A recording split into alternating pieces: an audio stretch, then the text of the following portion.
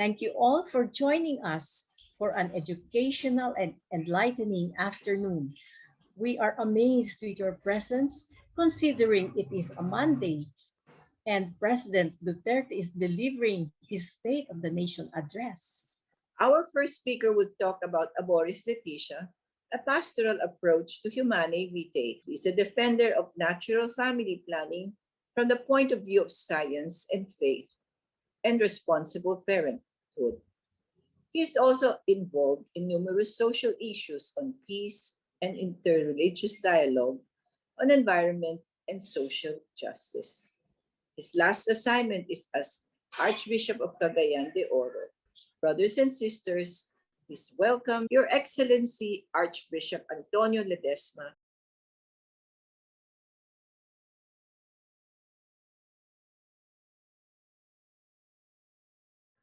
A good day, my friends. We are gathered here today to reflect on responsible parents as the new heroes of the pandemic. And in many ways, we can reflect on two key documents of the Church today about parents and the family. We can reflect on Amoris Laetitia as a pastoral approach to Humanae Vitae. The background of this is Humanae Vitae was the encyclical of Pope Paul VI that came out in July of 1968 on the regulation of births. It brought about some controversy, but I think after more than 50 years now, the apostolic exhortation or post-synodal exhortation of the Holy Father, Amoris Laetitia, came out 2 years ago, would try to balance off and see how we can bring out a pastoral approach to Humanae Vitae. So this year we are also asked to observe Amoris Laetitia Family Year, starting in March of this year up to June of the following year. So let us then discuss the contents of Amoris Laetitia. Happily, in the section 222, we have there the four core values of natural family planning that we in our network have also been promoting here in the Philippines. And these are that we are for pro-life, we are for responsible parenthood, we are for natural family planning, and we are for the formation of conscience. This graph tells us how we are trying to do that. The first principle or core value is we are pro-life. That is non-negotiable. But secondly, our goal is for responsible parenthood, not population control, and responsible parenthood in terms of procreation of children and the education of children. Our third dimension is our means to adopt is natural family planning. And here we have the 6 modern scientific methods of family planning, starting with basal body temperature, Billings ovulation method, the symptothermal method, the lactational amenorrhea method, the standard days method, and the 2-day method. And our fourth pastoral guideline or core value is that we would like to help couples make an informed and morally responsible choice. So these are the 4 pastoral guidelines we follow in our own ministry. Going back, the first principle then is we are pro-life. And here, Apostolic Amoris Laetitia tells us the pastoral care of newly married couples must always involve encouraging them to be generous in bestowing life. Human life, according to Humanae Vitae, is sacred. Our predecessor, Pope John the 23rd, recalled, since from its beginnings, it calls for the creative action of God. Amoris Laetitia considers that if the family is the sanctuary of life, the place where life is conceived and cared for, it is a horrendous contradiction when it becomes a place where life is rejected and destroyed. We say no to abortion. Amoris Laetitia is emphatic on this. So great is the value of a human life, and so inalienable the right to life of an innocent child growing in the mother's womb, that no alleged right to one's own body can justify a decision to terminate that life, which is an end in itself and which can never be considered the property of another human being. Last October, there was a consensus among many countries called the Geneva Consensus Declaration, and it reaffirms the dignity and worth of every human person. In no case, it states, should abortion be proposed as a method of family planning, and there is no international right to abortion. Unfortunately, only last month or so, the European Parliament came out with a statement that promoting abortion as a human right. Our second pastoral guideline is we are for responsible parenthood. Again, Humanae Vitae gives us already the definition: attending to relevant physical, economic, psychological, and social conditions, couples exercise responsible parenthood who prudently and generously decide to have a large family, or who, for serious reasons and with due respect to the moral law, choose to have no more children for the time being or even for an indeterminate period. Amoris Laetitia also points out the need for the formation of conscience. Decisions involving responsible parenthood presupposes the formation of conscience, which is the most secret core and sanctuary of a person. Therefore, each one is alone with God, whose voice echoes in the depths of the heart. This is a statement from Gaudium et Spes of the Second Vatican Council. Again, continuing with Vatican II, Amoris Laetitia states, the couple will make decisions by common counsel and effort. Let them thoughtfully take into account both their own welfare and that of their children, those already born and those which the future may bring. Continuing, for this accounting, they need to reckon with both the material and spiritual conditions of the times, as well as their state in life. Finally, they should consult the interests of the family group, of temporal society, and of the church herself. The parents themselves and no one else should ultimately make this judgment in the sight of God. So it is not the church nor the government that tells couples what they should judge. It is the couples themselves ultimately that should make this judgment in the sight of God. Procreation instead of reproductive health is also pointed out by Amoris Laetitia. The Creator made man and woman share in the work of his creation. And that is what we mean by the term procreation. And at the same time made them instruments of his love, entrusting to them the responsibility for the future of mankind through the transmission of human life. Responsible personal discernment is called for.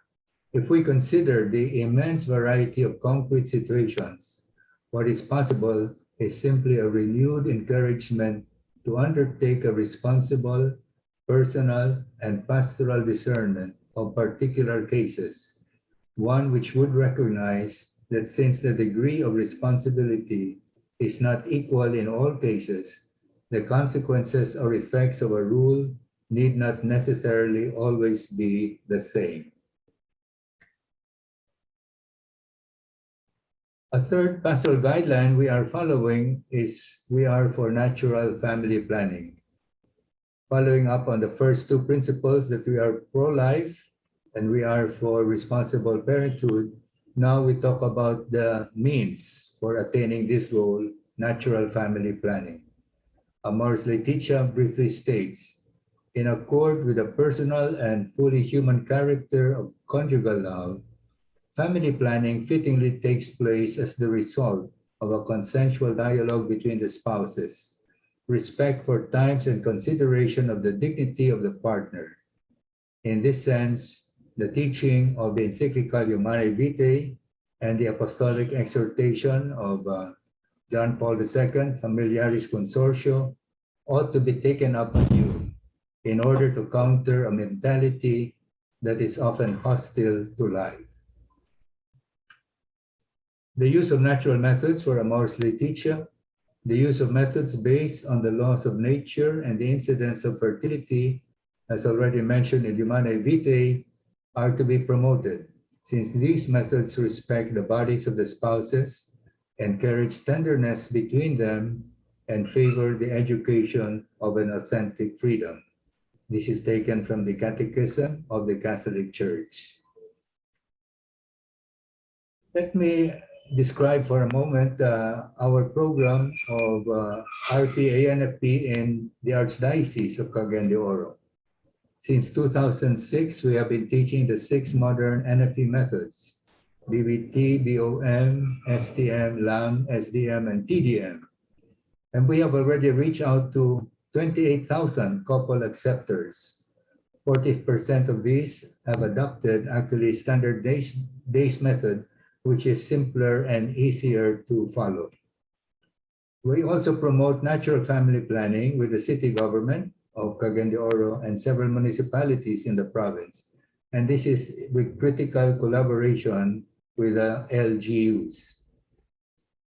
In our network, broader network, we have included now several dioceses, the Catholic Women's League, Assisi Development Foundation, also Caritas Manila is part of that, and several other civil society groups.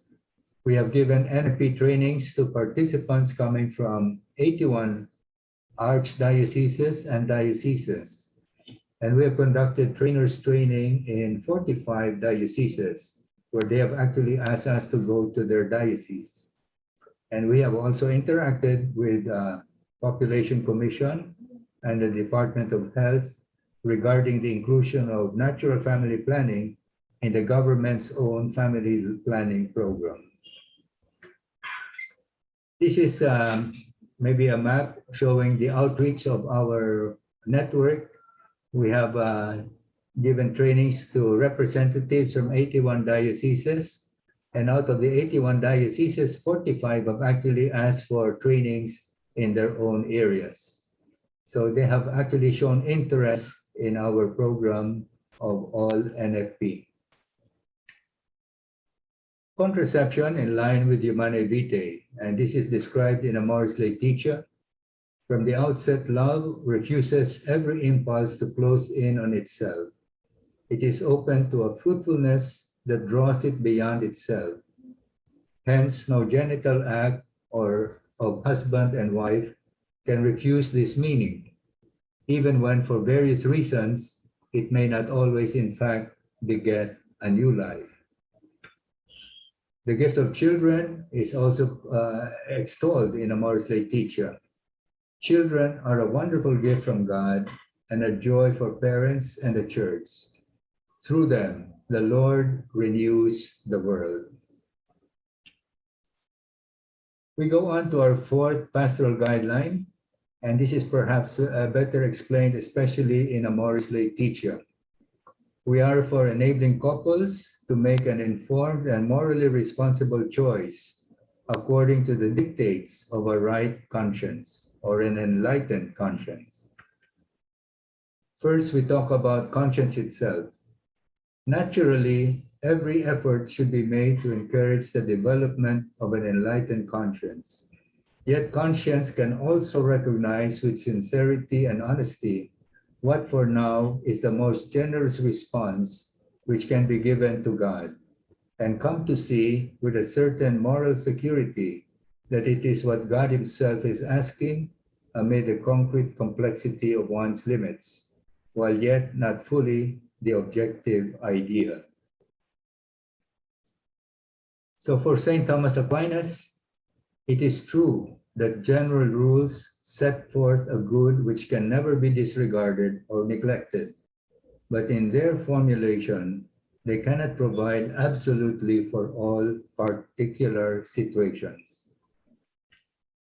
This is also echoed by the International Theological Commission. Natural law could not be presented as an already established set of rules that impose themselves a priori on the moral subject. Rather, it is a source of objective inspiration for the deeply personal process of making decisions. Amoris Laetitia points out mitigating factors. The Catechism of the Catholic Church clearly mentions these factors.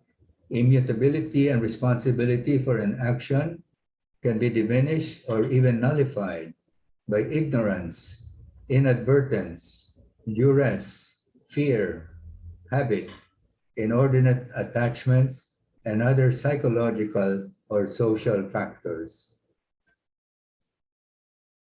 Again, the Church possesses a solid body of reflection concerning mitigating factors and situations. Hence, it can no longer simply be said that all those in any irregular situation are living in a state of mortal sin and are deprived of sanctifying grace. We should keep in mind that there are certain norms for a sinful act. First, we have to examine the object or act itself. What is the intention or motivation? Is there full knowledge and consent? And what are the circumstances? Certainly, poverty, for instance, is one circumstance that can also be taken into account.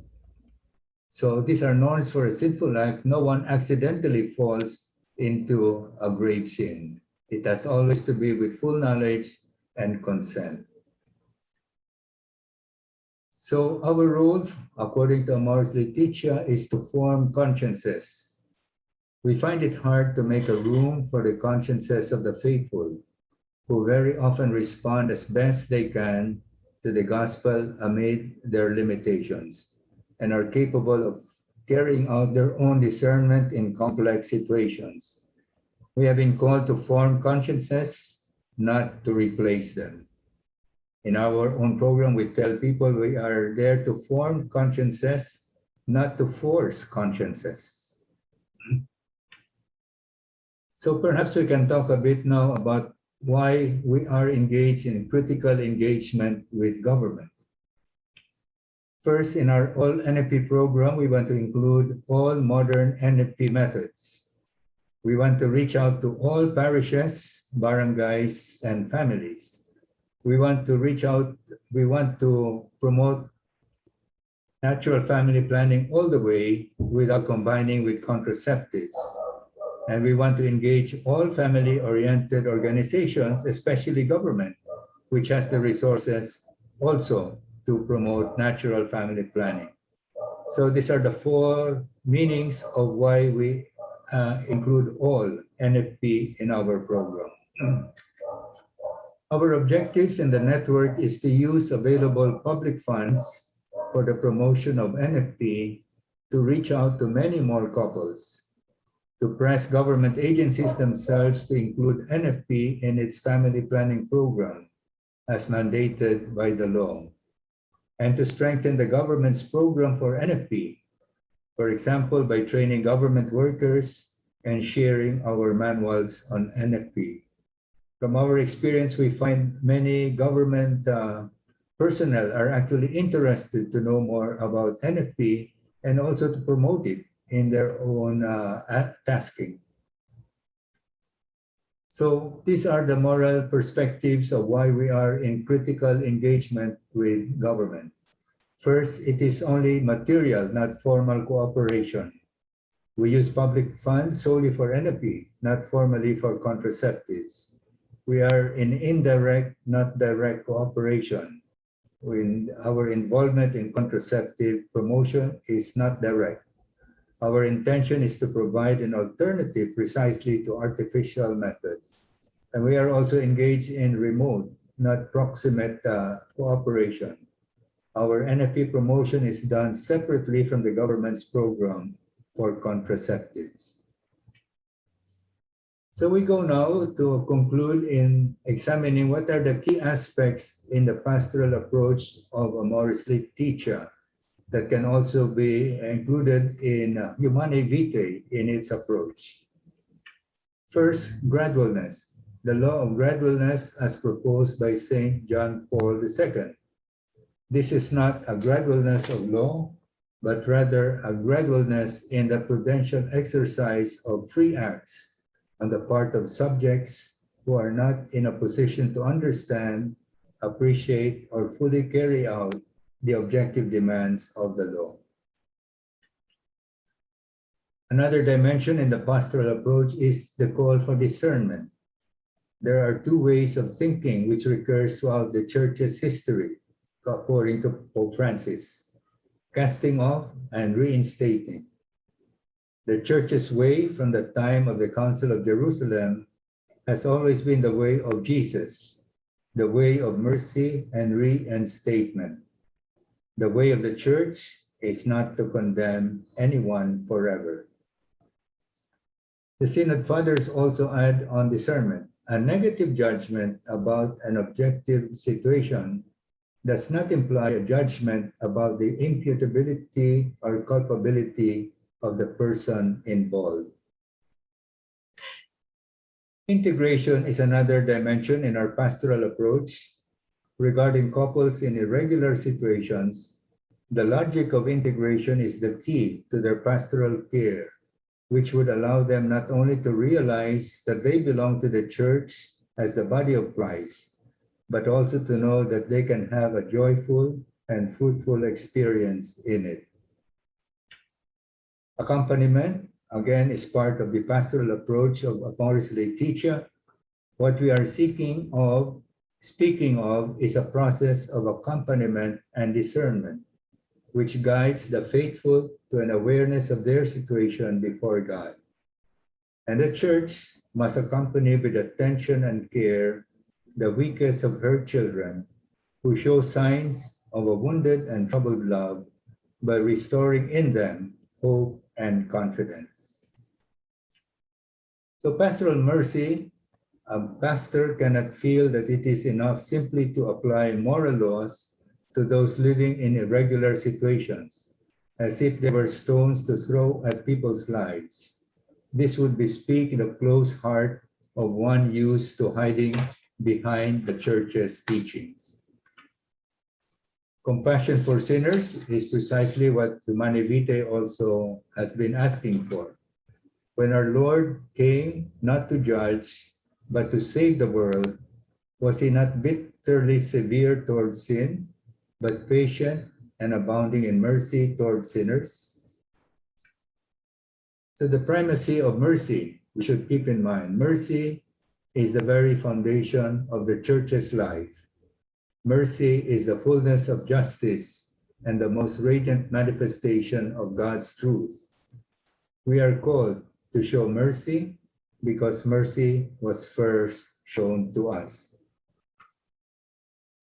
And this then is the final call of Amoris Laetitia, pastoral discernment with hope. Amoris Laetitia offers us a framework and a setting which help us avoid a cold, bureaucratic morality. Instead, it sets us in the context of a pastoral discernment filled with merciful love, which is ever ready to understand, forgive, accompany, hope, and above all, integrate. This then, I think, is also the pastoral approach of Amoris Laetitia that we can summarize again. The idea of gradualness in our approach to the law, discernment, the need for integration, the need for accompaniment, also showing pastoral mercy, and above all, giving hope to those in irregular situations. We hope and pray that the presence of the message of Amoris Laetitia as a pastoral approach to Humanae Vitae may also be with our responsible parents, especially during this time of the pandemic. Thank you for your attention. Thank you, Your Excellency, Archbishop Ledesma. At the start of the pandemic and quarantine, an organization was concerned with how families were reacting to the situation. They commissioned an add-on survey question to the November 2019 SWS survey to find out To share with us their comprehensive analysis of the effect of the pandemic on families, please welcome PAPCOM NCR Director Lidio Espanyol.